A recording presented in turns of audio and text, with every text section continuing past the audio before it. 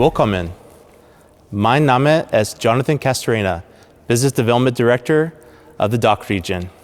We're excited to be here today to talk to you about Bell and the Bell 525. Myself, along with my colleagues from Fort Worth, Texas, will take an exclusive look on the helicopter that we're excited to bring to the market. When evaluating the market potential for this size of helicopter, we established a customer advisory panel with experts from the industry to help us throughout the design process. When this process was put in place, we started from zero with a clean sheet of paper and ended up with a 9.3-ton, 5-bladed helicopter powered by 2 General Electric CT7 engines and a Garmin 5000H Avionics suite, suited to transport 16 and 19 passengers, depending on your mission requirements.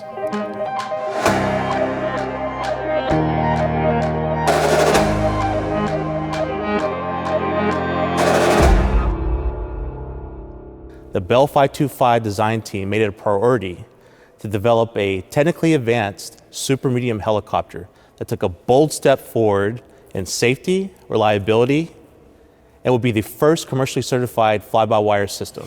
Let's get the tour started. One of the first things you may notice about the Bell 525 are the large windows and windshield. The reason why we have that is because we wanted the pilot to have the best view possible.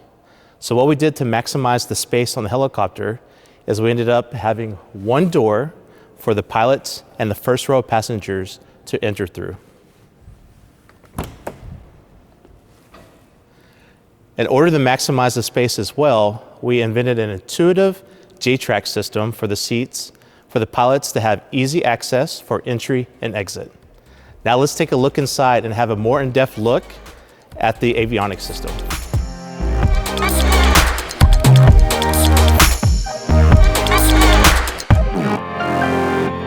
Now that I'm sitting in the pilot chair, I want to show you about the Bell 525 flight controls. You'll notice the cyclic and collective flight controls are located on the armrests of the seats. We did this to provide pilots with flight controls that are ergonomically friendly and allows the pilot to focus more on their mission. The flight controls are connected to a triple redundant fly-by-wire system, which replaces all the mechanical controls from a traditional helicopter design. When I say triple redundant, what that means is that each flight actuator has its own single generator and also flight control computer for extra redundancy and safety. But fly-by-wire technology is not new to Bell. This is our 3rd generation fly-by-wire system that has evolved from our tilt rotor technology. Now let's go to Fort Worth, Texas, so I can introduce you to Troy Cadell, our experimental flight test pilot, and also Melissa Reinsch, who's our supervisor of avionics, so you can learn how the helicopter flies and our Garmin 5000H avionics system.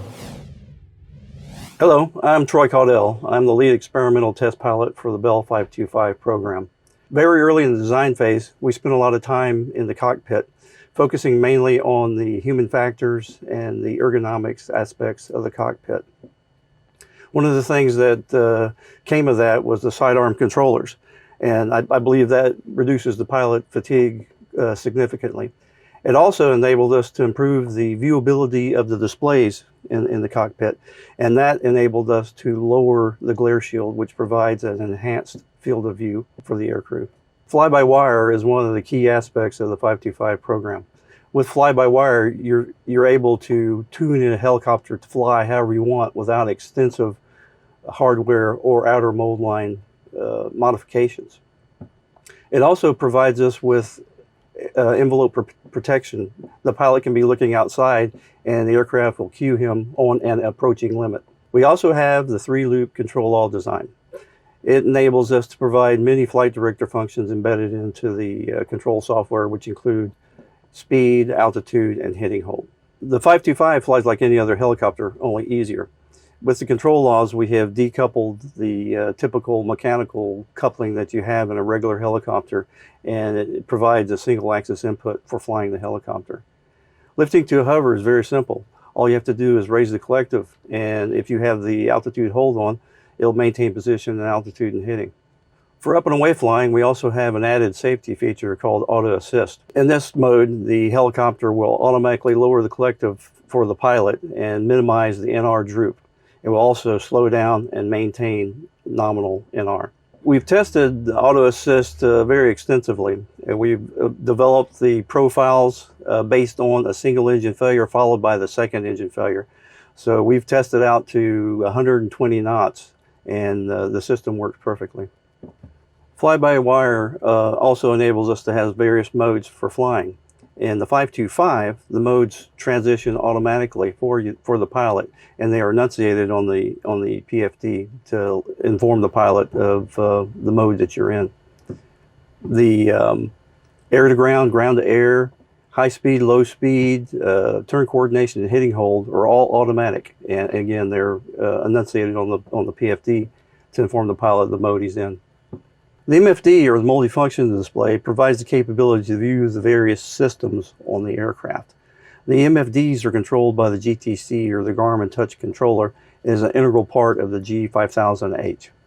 To give a more thorough explanation of the G5000H, I'll hand it over to my colleague, Melissa. Thank you, Troy. My name is Melissa Reinsch, and I'm the Avionics and Electrical Supervisor on the 525 program. I'm here to talk about the Avionics suite, which is comprised of the Garmin G5000H. It's the brains behind the operation that really talks to the aircraft. It's comprised of 30 plus LRUs, and those LRUs talk to all the different systems on the aircraft and allow us to gather all the data we need to display it to the pilots on the glass cockpit in a thoughtful and intuitive manner to hopefully reduce the pilot workload. So before we get started, I want to kind of give you an overview of the glass cockpit that the 525 has. The glass cockpit is comprised of 4 GDUs, the MFDs and the PFDs. You have 2 inboard MFDs or multifunction displays and 2 PFDs outboard primary function displays. And right now we're on the weather map, so you can see that we have the weather map, and if you look at our GTC here, you see that the 525 comes standard with the TCAS system and the HTOS system. So one of the things that makes the 525 unique is that we were able to declutter the cockpit with the electronic circuit breakers. So I'm going to show those here on the display as well. There is quite a few circuit breakers on the aircraft, and one of the things that's really nice about the system here is that you can actually search for the unique circuit breaker that you're looking for. So I can search for any particular system and it'll jump directly to it. So if I wanted to search for the MFD, I would just type that in there, select it, and it will jump straight to the MFD where I can see that it is currently it's not pulled, it's pulling 5 amps. Now I've kind of gone over the basic aircraft functions, the system interfaces, and that's just a significant amount of data that the Garmin system is pulling in and we're displaying to the pilots. Thank you, Troy and Melissa, for your overview. Before I go to my next colleague, I would like to talk to you about something that we think would really resonate with our audience. Bell and Textron are making strides to reduce our carbon footprint, noise pollution, and also the overall impact on the environment to move towards a more sustainable future. The Bell 525 will be a difference maker to the environment. This helicopter will have a 30% reduction in fuel burn than other large helicopters in this segment, which will contribute to a 20% reduction of CO2 emissions per passenger mile. This helicopter will also have recyclable consumables, such as transmission oils and engine oils. We also use environmentally friendly corrosion inhibitors. The Bell 525 rotor design team actually made sure that this rotor design system would be quieter, with 5 blades that are swept-tipped and variable RPM. Preliminary test data has shown that this helicopter will be 3 decibels quieter than the other helicopters in this segment. Now let me go back to Fort Worth, Texas, to my manager of avionics and safety, Christos Bias, to learn more about the rotor system. Hello everyone, my name is Christos Bias and I have been in the program since the very early days. From the very beginning, the program has been designed with the customer in mind, safety and required redundancy, reliability, and maintainability.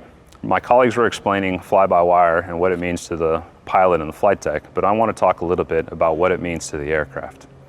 The 525 benefits from Bell's long lineage with advanced flight controls going back 35 years. So what is flight control systems on the 525? The 525 has a triplex architecture with 3 independent control channels.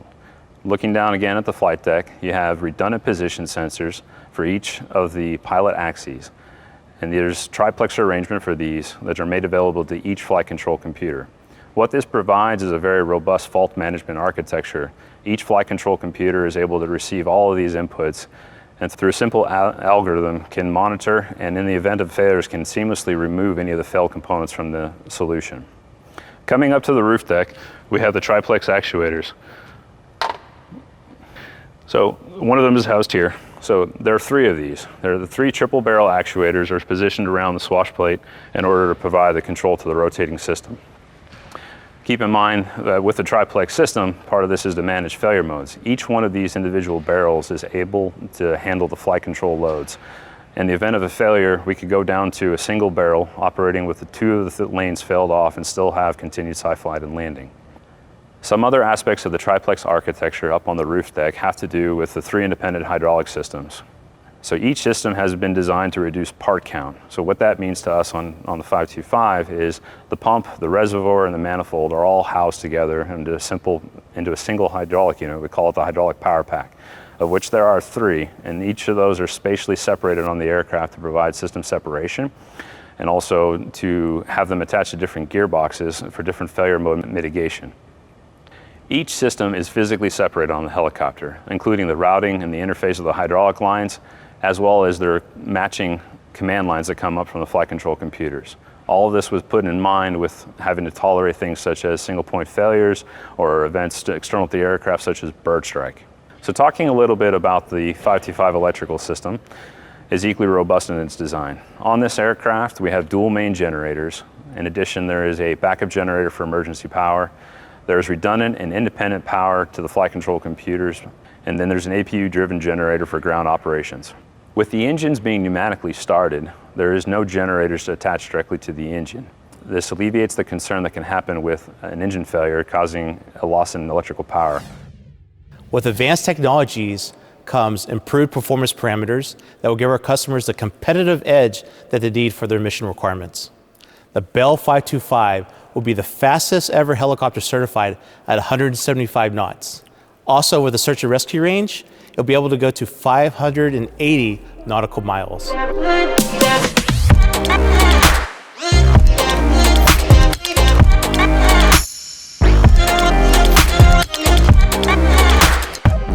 This helicopter will have the largest opening of side doors up to 137 centimeters wide.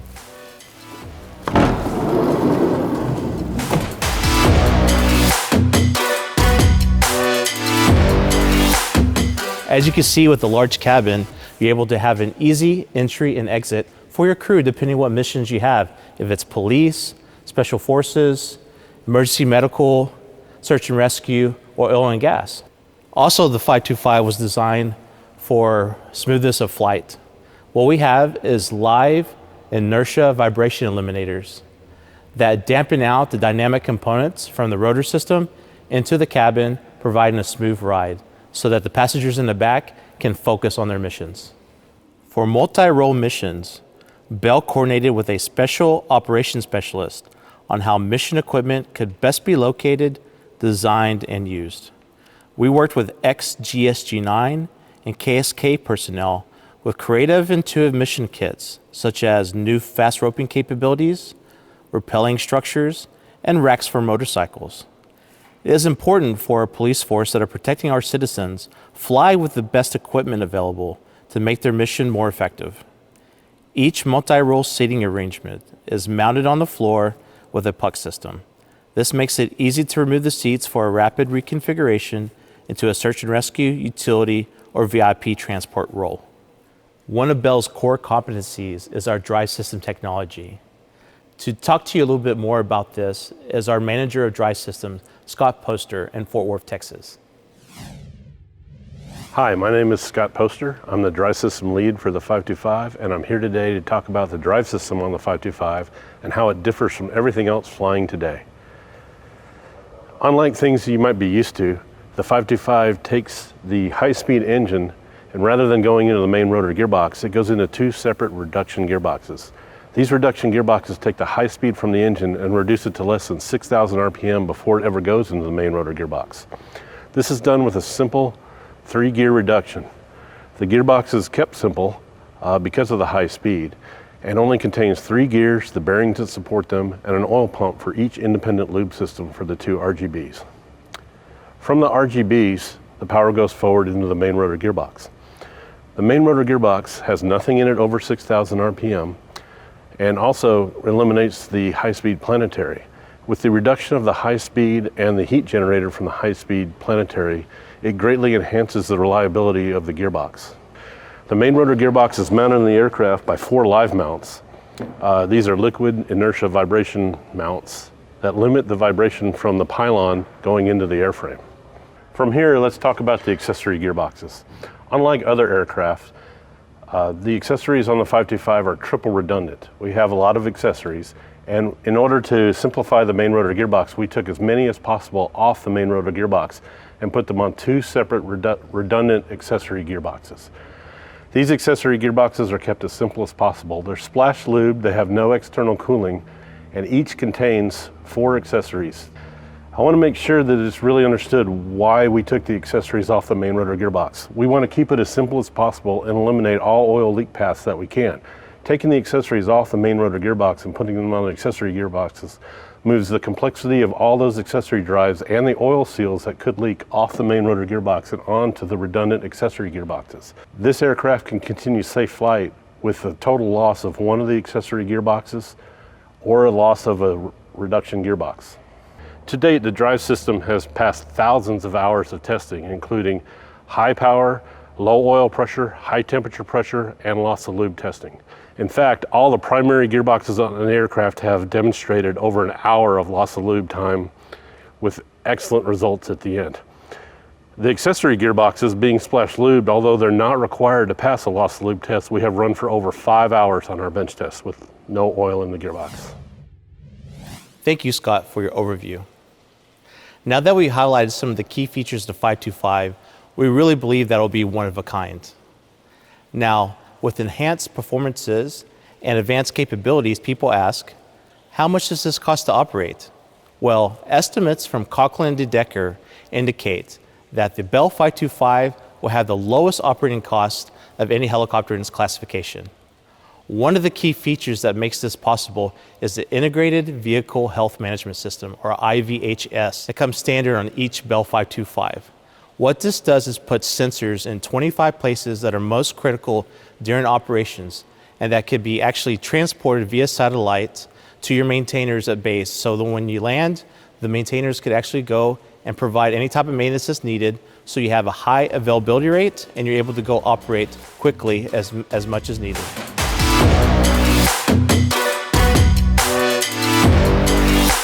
The Bell 525 will be the most modern helicopter on the market.